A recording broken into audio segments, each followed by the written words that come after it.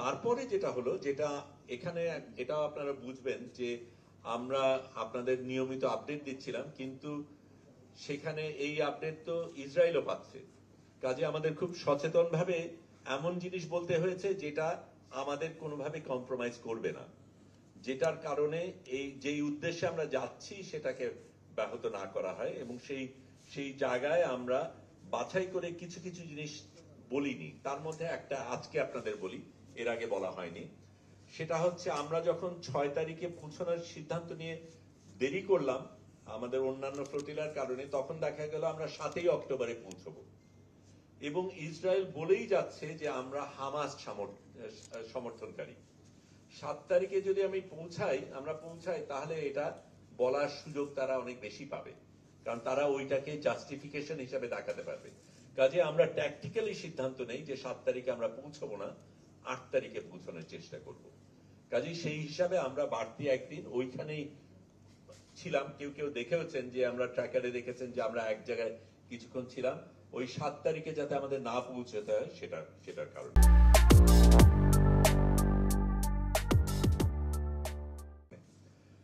কয়েকটা জিনিস বলা দরকার, যারা গিয়েছিল তাদের কথা বলি।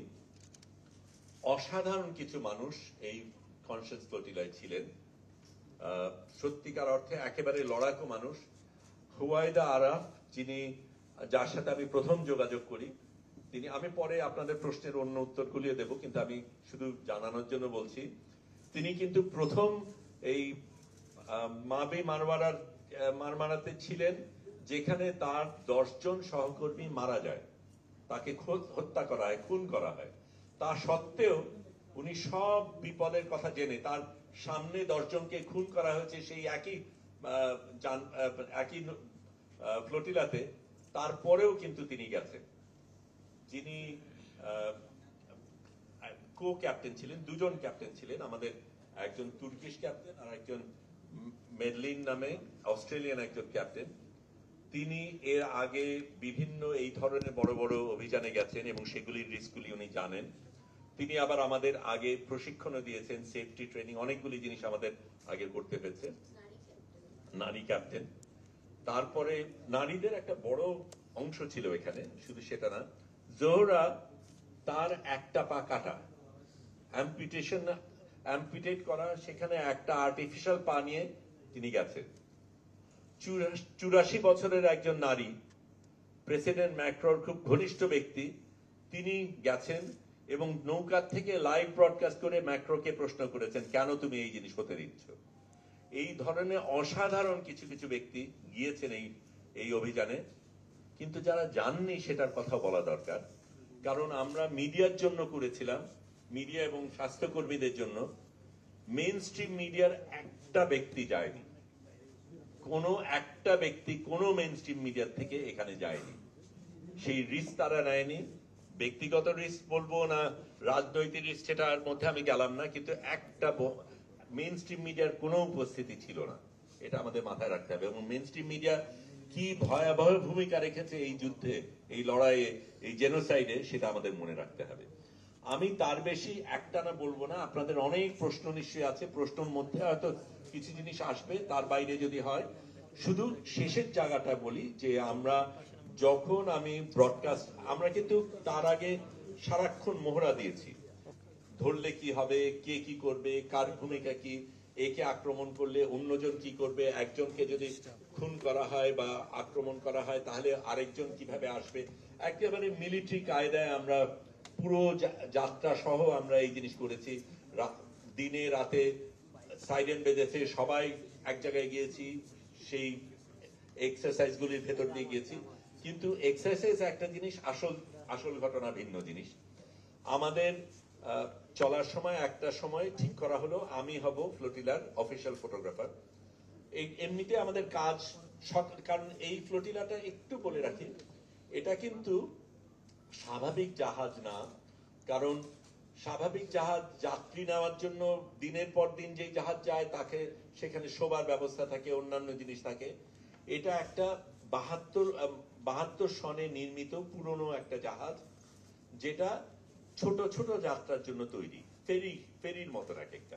বসার জায়গা আছে, শোবার জায়গা শুধু যারা ক্রু তাদের জন্য আছে। হঠাৎ করে প্রায় 100 জন মানুষ এখানে এসছে, আমাদের কারো শোবার জায়গায় নেই, শৌচাগার নেই, পানির ব্যবস্থা নেই। এতগুলি মানুষকে সামাল দেওয়ার মতন এই জাহাজ না, কিন্তু এই জাহাজটা আমরা পেয়েছি। এখানে আপনাদের প্রশ্ন থাকতে পারে, তাহলে আমরা এই জাহাজ নিলাম কেন?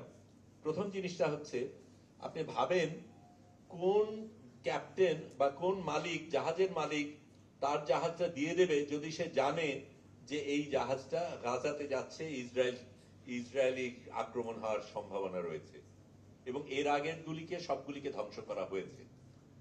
তারপরে তার চাইতে বেশি গুরুত্বপূর্ণ ক্রু। আমরা না হয় নিজেদের তাগিদে আমাদের এটা করতে হবে, এই অবরোধ ভাঙতে হবে, আমরা প্রতিজ্ঞাবদ্ধ, আমরা যাচ্ছি, কিন্তু কোন ক্রু যাবে এর সাথে জেনে যে আমার মৃত্যু হতে পারে এই যাত্রায়? সেরকম একটা জাহাজ, সেরকম একটা ক্রু পাওয়া খুব বিরল। এবং অন্যরা যারা পেয়েছে, যারা করেছে, তারা অনেকে করেছে। একটা ছোট্ট জিনিস দিয়ে আমি আপাতত শেষ করব। আমি বাংলাদেশ থেকে গিয়েছি, কিন্তু আরো দুজন বাংলাদেশি অরিজিনের ব্রিটিশ নাগরিক, বাংলাদেশ, তাদের বাবা মারা বাংলাদেশি, তারা গিয়েছিলেন। সুমুদ ফ্লোটিলায় রুহি নামে একজন নারী, উনি গিয়েছিলেন অবজারভার ফ্লোটিলাতে, মূল বহরে যাননি, সাথে ছিলেন।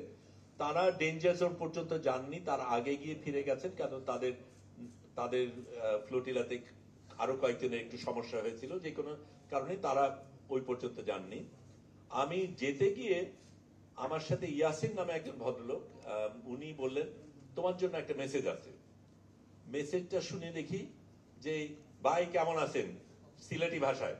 সেই ভদ্রলোক বলছেন, লিয়াকত নাম, ডাক নাম লিয়াকত, ভালো নাম মোহাম্মদ আলী। এই ভদ্রলোক ইংল্যান্ডে থাকেন, উনি কোরআন শেখান। উনি নিজে আরো 3 জন বন্ধুকে নিয়ে জড়ো করে 28,000 ইউরো জোগাড় করে একটা নৌকা কিনে তারপর ওখান থেকে এই সুমুদে যোগদান দেবেন। যোগদান দেওয়ার একটা প্রক্রিয়া রয়েছে, অনেক বাছাই করা ব্যাপার থাকে, কাকে নেবে কাকে নেবে না, সিকিউরিটির ব্যাপার রয়েছে, নিরাপত্তার ব্যাপার রয়েছে, এর মধ্যে মোসাদ এজেন্ট ঢুকবে কিনা, অনেক রকমের ব্যাপার রয়েছে। কাজে খুব ভালো একটা স্ক্রিনিং এর মাধ্যমে যায়। তাদেরকে বলা হয় তোমাদের নৌকা নেব, তোমাদের নেব না। তারপরে বিভিন্ন ভাবে উনি আসতে পারেন এবং উনি অন্য নৌকার থেকে আমাকে মেসেজ পাঠান যখন জানতে পারেন যে একজন বাংলাদেশে এই নৌকায় আছে। তাদের নৌকাকে সরাসরি র্যাম করা বলে, মানে ওই যুদ্ধের নৌকা দিয়ে ঢুস মেরে সেই নৌকাকে ভাঙা হয় এবং সেখান থেকে তাদেরকে তুলে আলাদাভাবে আনা হয়। আমি তার বেশি এখন বলছি না, আপনারা প্রশ্ন করেন, অনেকগুলি জিনিস বলার আছে, অবশ্যই বলবো, কিন্তু এটা আমি বলি সত্যিকার অর্থে আমি গেছি, কিন্তু আমি আপনাদের সকলকে নিয়ে গিয়েছি। আপনারা যেভাবে সাথে ছিলেন, যেভাবে সমর্থন করেছেন, যেভাবে ভালোবাসা দেখিয়েছেন, এটা অসাধারণ। আমি এটাও বলবো, আমাদের chief adviser professor Muhammad Yunus যেইভাবে সাড়া দিয়েছেন, শক্তিশালী ভূমিকা রেখেছেন, জোরালো ভূমিকা রেখেছেন, এটাও অসাধারণ। কারণ এই বাঘা বাঘা দেশগুলির একটা দেশের একটা নেতা বা নেত্রী কিন্তু কিচ্ছু বলেননি। এমনকি আমরা যখন বেরোলাম তখন ইস্তানবুলে যখন পৌঁছায়, আমেরিকার কনসুল থেকে কেউ আসেওনি। তখন আমাদের কনসুলের মাধ্যমে তাদের পরিবারকে ফোন করে যোগাযোগের ব্যবস্থা আমরা করেছি। কাজেই সেটা একটা অসাধারণ জিনিস ছিল। আপনারা অসাধারণ একটা ভূমিকা পালন করেছেন, সারাক্ষণ সাথে ছিলেন। আমার পরিজন, সহকর্মী, লড়াইতে যারা ছিল সারাক্ষণ, তারা অসাধারণ ভূমিকা পালন করেছে। এবং এই জিনিসগুলি আমরা অন্যদের যখন বলেছি, তারা কিন্তু সেটার থেকে ভীষণভাবে উৎসাহিত হয়েছে, অনুপ্রেরণা পেয়েছে। কারণ তারা মনে করছিল তারা বোধহয় একা, তাদের নিজেদের দেশের মানুষ সেরকম ভাবে সাড়া দিচ্ছে না। বাংলাদেশ যেভাবে সাড়া দিয়েছে, সেইভাবে সত্যিকার অর্থে পৃথিবীকে বাংলাদেশ দেখিয়েছে যে সারা পৃথিবীতে বাংলাদেশ কি ধরনের ভূমিকা রাখতে পারে। আমি এটা দিয়ে আপাতত শেষ করি, অনেক কিছু বলার আছে, আপনাদের প্রশ্নগুলি যদি